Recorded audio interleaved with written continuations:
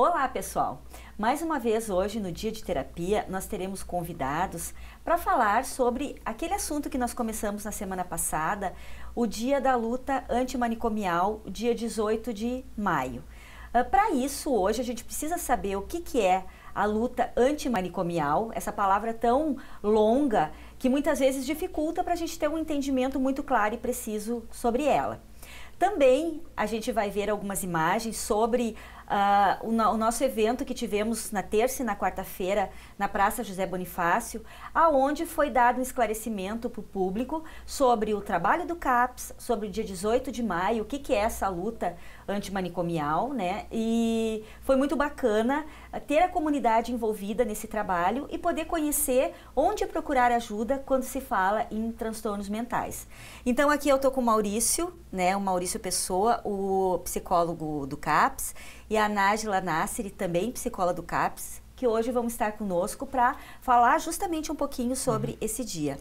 Tudo bem, Maurício? Tudo bem, olá. Então, Maurício, fala para nós um pouquinho o que é o dia 18 de maio, por que ele é falado e o que é essa palavra, né? Sim, luta antimanicomial. Acho que a gente pode começar contextualizando o que significa esse termo, né? O dia 18 de maio, a luta antimanicomial é uma luta contra aquele modelo hospitalocêntrico centrado na exclusão, onde as pessoas eram depositadas em hospitais, em grandes centros, excluídas do convívio social, né? Então, que era um modelo usado por muitos anos, né? Sim, esse depósito de pessoas. Década de 70, até década de 70, 80, ainda em 90. Foi a partir de 2001, com a Lei 10.216, que novos modelos de cuidado começaram a serem implementados, né? Então, desde 2001, na verdade, desde 1987, se celebra, se comemora e se relembra para que aquele antigo modelo não volte a ser predominante, né? Porque às vezes o cuidado está o manicômio está no manicômio mental, em cada um de nós, em nossas práticas, na forma como a gente se relaciona Sim. com a pessoa que busca ajuda. Nájila, bem-vinda novamente essa Obrigada. semana aqui no Dia de Terapia. Nájila, onde esse movimento começou, né? Em que momento social que se sentiu a necessidade de fazer essa inclusão dos portadores de transtorno mental, né? Tirar eles de dentro de um confinamento e trazer eles à luz da sociedade. Em que momento, que fato promoveu essa abertura, né, diferente do transtorno mental dentro da sociedade? Então, essa luta, ela vem ocorrendo desde o final dos anos 70, né?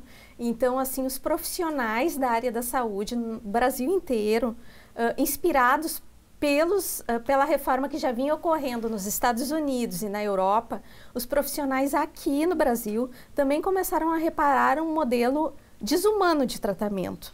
Né? Focado no hospital, por isso o hospitalocêntrico. O hospital era o centro do tratamento para os doentes mentais.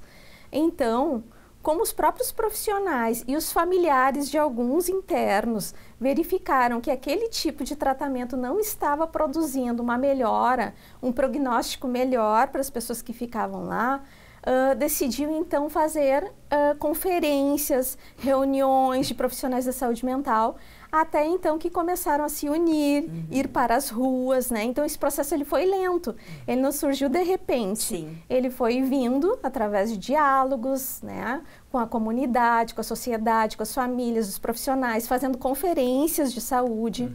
E então até que em 1987 surgiu esse movimento da luta antimanicomial. Esse nome é extenso, né? Antimanicomial.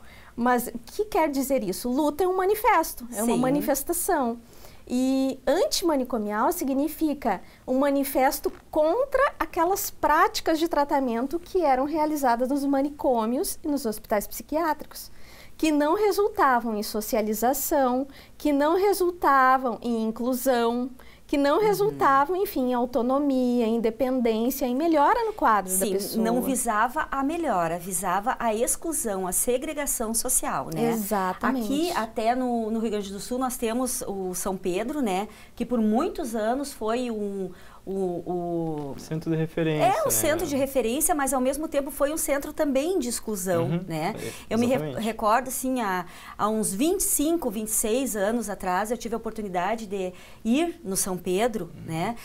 É chocante, né? Quando a gente se depara com o quadro que vê, naquela época, naquele momento, era algo que chocava. Então, acredito que também essa visão, né, desses hospitais foi uma coisa que propiciou também essa luta, né?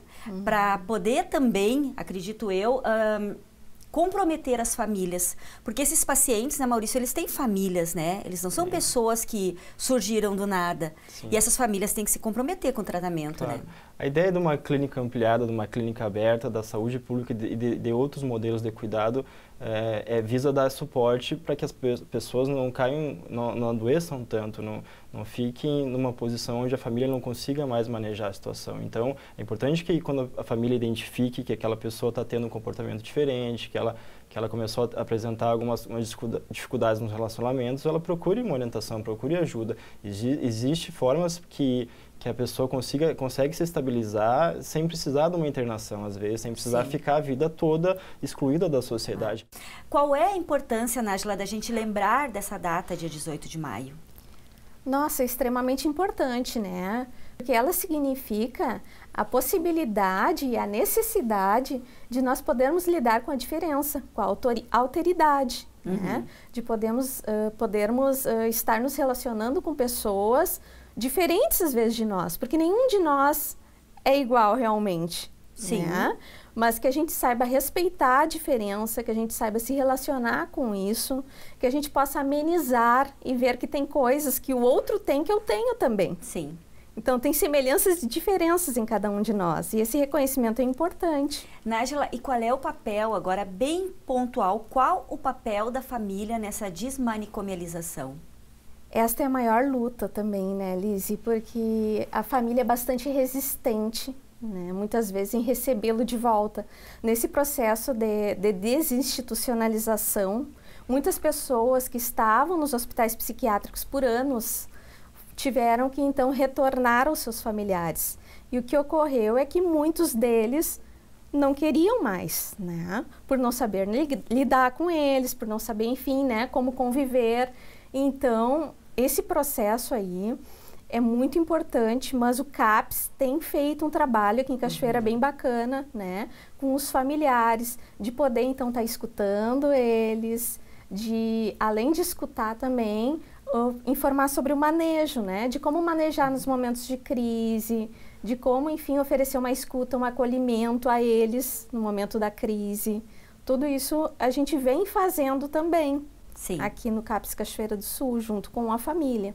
Num primeiro momento lá no CAPS, né, o Serviço Social, ele faz uma busca, né, dos pacientes, da família dos pacientes, para tentar uma aproximação, tentar uma inclusão. Quando o paciente, muitas vezes, ele não tem mais família, não se consegue encontrar algum parente, alguém, ou mesmo se tem alguma família e ela não quer aquele paciente, né, ele precisa ser realocado em algum lugar. E é sobre isso que eu gostaria que tu falasse, Maurício, sobre os residenciais terapêuticos que hoje eles recebem alguns portadores de transtornos mentais que vieram dessas casas, né, não sei se são de repouso, né, essas casas, enfim, que abrigavam as pessoas portadoras de transtornos mentais. Sim.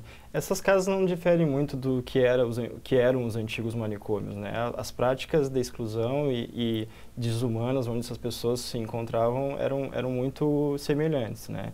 Então, elas ficaram durante 10, 15 anos nessas instituições e com certeza, como a Nájila comentou, não havia mais vínculo familiar. Então, o trabalho também de conseguir restabelecer esses laços, né?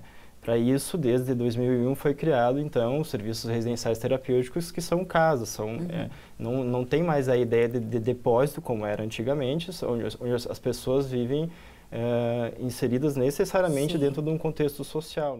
Eu te faço a seguinte pergunta, assim, ó, é muito difícil fazer essa transição com o sujeito, depois de ele estar tanto tempo segregado, colocar ele de novo na sociedade, colocar ele para cuidar da sua própria vida?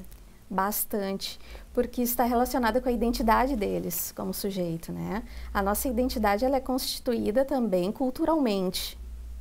Ela vem do meio, né? Vem do meio que a gente vive, da forma que as pessoas nos tratam, do olhar, da forma que a pessoa fala sobre nós, de um discurso coletivo também sobre isso. Então, assim, o discurso coletivo de muitos deles eram que eles eram loucos. Sim. Então, agora, romper com esse discurso cultural e social exige da gente fazer um trabalho em sociedade, como a gente tem feito essa semana, de ir para a comunidade, de ir para a praça, de divulgar, de poder estar falando coletivamente para a sociedade de Cachoeira que CAPS não é lugar de louco, de loucura. Que o CAPS é um lugar de problemas, de sofrimento e que qualquer um de nós pode ter em algum momento da vida e pode estar precisando também de atendimento. E o CAPS é isso, o CAPS é não ficar só dependente da figura do médico, do psiquiatra, onde o medicamento era a única terapia, a única forma de conter um delírio, um sintoma. E a ideia do CAPS é essa ideia coletiva, de vários profissionais promovendo um olhar integral para aquele que busca ajuda, enfim. Com certeza. Nájila, qual é a dificuldade que as famílias têm em relação a identificar um transtorno mental e buscar ajuda? Quando é que elas veem que é necessário buscar ajuda? Tipo assim, eu não vou saber lidar mais com isso, está na hora de eu buscar ajuda. Tem um momento chave?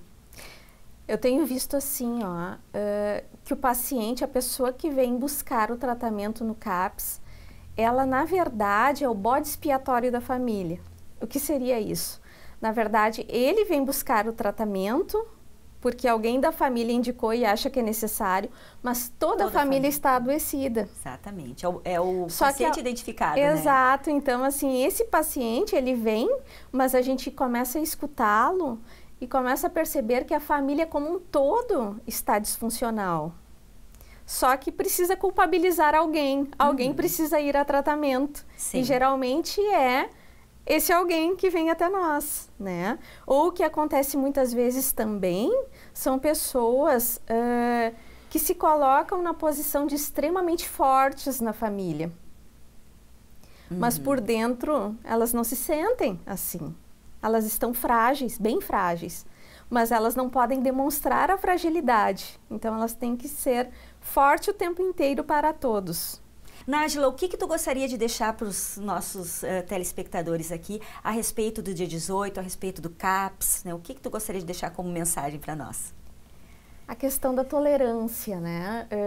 Creio assim que as pessoas não sabem lidar com a diferença e costumam muitas vezes julgar o outro que é diferente.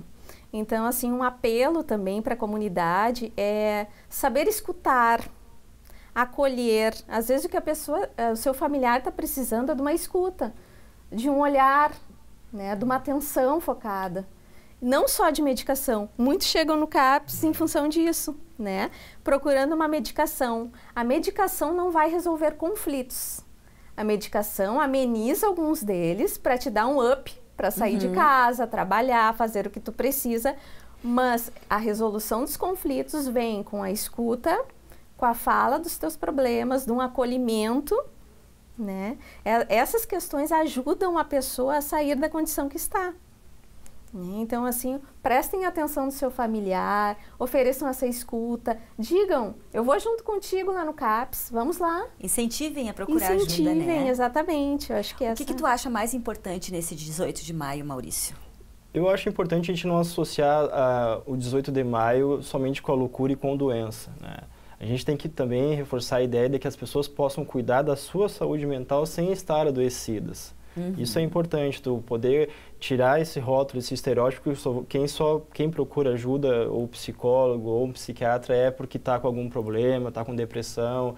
Quanto mais cedo tu poder falar sobre as questões que lhe aflige, tu poder falar sobre as tuas angústias, menos tu vai sofrer no futuro, né? Sim. Melhor, mais cedo tu consegue ressignificar a tua história.